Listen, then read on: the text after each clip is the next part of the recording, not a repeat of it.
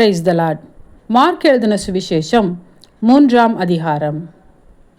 மறுபடியும் அவர் ஜெப ஆலயத்தில் பிரவேசித்தார். அங்கே சூம்பின கையையுடைய ஒரு மனுஷன் இருந்தான்.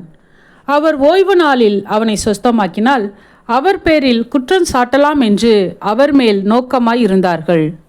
அப்பொழுது அவர் சூம்பின கையையுடைய மனுஷனை நோக்கி, எழுந்து நடுவே நில் என்று சொல்லி அவர்களை பார்த்து, ஓய்வு நாட்களில் நன்மை செய்வதோ தீமை செய்வதோ, ஜீவனை காப்பதோ அழிப்பதோ எது நியாயம் என்றார். அதற்கு அவர்கள் பேசாமல் இருந்தார்கள். அவர்களுடைய இருதய கடினத்தின் நிமித்தம் அவர் விசனப்பட்டு கோபத்துடனே சுற்றிலும் இருந்தவர்களை பார்த்து அந்த மனுஷனை நோக்கி, உன் கையை நீட்டு என்றார். அவன் நீட்டினான். அவன் கை மறு கையைப் போல சொஸ்தமாயிற்று. உடனே பரிசேயர் புறப்பட்டு போய் அவரை கொலை செய்யும்படி அவருக்கு விரோதமாய் ஏரோதியரோடே கூட ஆலோசனை பண்ணினார்கள். இயேசு தம்முடைய சீஷர்களோடே அவ்விடம் விட்டு கடலோரத்துக்கு போனார். கலிலேயாவிலும் யூதேயாவிலும் எருசலேமிலும் இதுமேயாவிலும் யோர்தானுக்கு அக்கறையிலும் இருந்து திரளான ஜனங்கள் வந்து அவருக்கு பின் சென்றார்கள். அல்லாமலும் தீரு சீதோன் பட்டணங்களின் திசைகளிலும் இருந்து திரளான ஜனங்கள் அவர் செய்த அற்புதங்களை குறித்து கேள்விப்பட்டு அவரிடத்தில் வந்தார்கள். அவர் அநேகரை சொஸ்தமாக்கினார்.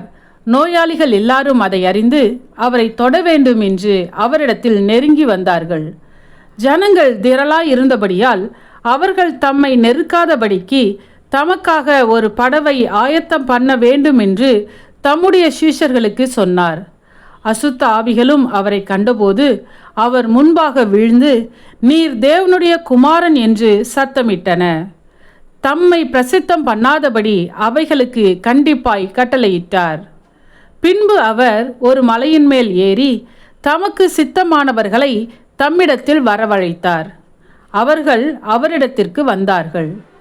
அப்பொழுது அவர் 12 பேரை தெரிந்து கொண்டு அவர்கள் தம்மோடே கூட இருக்கவும் பிரசங்கம் பண்ணும்படியாக தாம் அவர்களை அனுப்பவும் வியாதிகளை குணமாக்கி பிசாசுகளை துரத்தும்படி அவர்கள் அதிகாரமுடையவர்களாய் இருக்கவும் அவர்களை ஏற்படுத்தினார். அவர்கள் யாரெனில், சீமோன், இவனுக்கு பேதுரு என்கிற பெயரிட்டார். செபெதேயுவின் குமாரனாகிய யாக்கோபு, யாக்கோபின் சகோதரனாகிய யோவான், இவ்விருவருக்கும் இடிமுழக்க மக்கள் என்று அர்த்தம் கொள்ளும் பொவனெர்கேஸ் என்கிற பெயரிட்டார். அந்திரேயா, பிலிப்பு, பர்த்தலமேயு, மத்தேயு, தோமா, அல்பேயுவின் குமாரன் யாக்கோபு, ததேயு கானானியனாகிய சீமோன். அவரை காட்டிக் கொடுத்த யூதாஸ்காரியோத்து என்பவர்களே. பின்பு வீட்டுக்கு போனார்கள். அங்கே அவர்கள் சாப்பிடுவதற்கும் சமயம் இல்லாதபடிக்கு அநேக ஜனங்கள் மறுபடியும் கூடி வந்தார்கள். அவருடைய இனத்தார் இதை கேட்டபோது அவர் மதிமயங்கி இருக்கிறார் என்று சொல்லி அவரை பிடித்து கொள்ளும்படி வந்தார்கள். எருசலேமிலிருந்து வந்த வேதபாரகர், இவன் பெயல்செபூலை கொண்டிருக்கிறான், பிசாசுகளின் தலைவனாலே பிசாசுகளை துரத்துகிறான் என்றார்கள். அவர்களை அவர் அழைத்து உவமைகளாய் அவர்களுக்கு சொன்னதாவது, சாத்தானை சாத்தான் துரத்துவது எப்படி? ஒரு ராஜ்யம் தனக்குத்தானே விரோதமாக பிரிந்திருந்தால் அந்த ராஜ்யம் நிலைநிற்க மாட்டாதே. ஒரு வீடு தனக்குத்தானே விரோதமாக பிரிந்திருந்தால் அந்த வீடு நிலைநிற்க மாட்டாதே. சாத்தான் தனக்குத்தானே விரோதமாக எழும்பி பிரிந்திருந்தால் அவன் நிலைநிற்க மாட்டாமல் அழிந்து போவானே. பலவானை முந்தி கட்டினாலொழிய ஒருவனும் பலவானுடைய வீட்டுக்குள் புகுந்து அவன் உடைமைகளை கொள்ளையிடக்கூடாது. கட்டினானேயாகில் அவன் வீட்டை கொள்ளையிடுவான். மெய்யாகவே நான் உங்களுக்கு சொல்லுகிறேன், மனுஷர்கள் செய்யும் எல்லா பாவங்களும் அவர்கள் தூசிக்கும் எந்த தூஷணங்களும் அவர்களுக்கு மன்னிக்கப்படும்.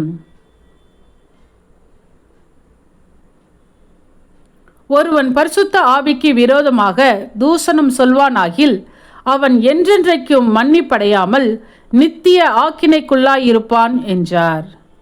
அசுத்த ஆவியை கொண்டிருக்கிறான் என்று அவர்கள் சொன்னபடியினாலே அவர் இப்படி சொன்னார். அப்பொழுது அவருடைய சகோதரரும் தாயாரும் வந்து வெளியே நின்று அவரை அழைக்கும்படி அவரிடத்தில் ஆள் அனுப்பினார்கள். அவரை சுற்றிலும் உட்கார்ந்திருந்த ஜனங்கள் அவரை நோக்கி, இதோ உம்முடைய தாயாரும் உம்முடைய சகோதரரும் வெளியே நின்று உம்மை தேடுகிறார்கள் என்றார்கள்.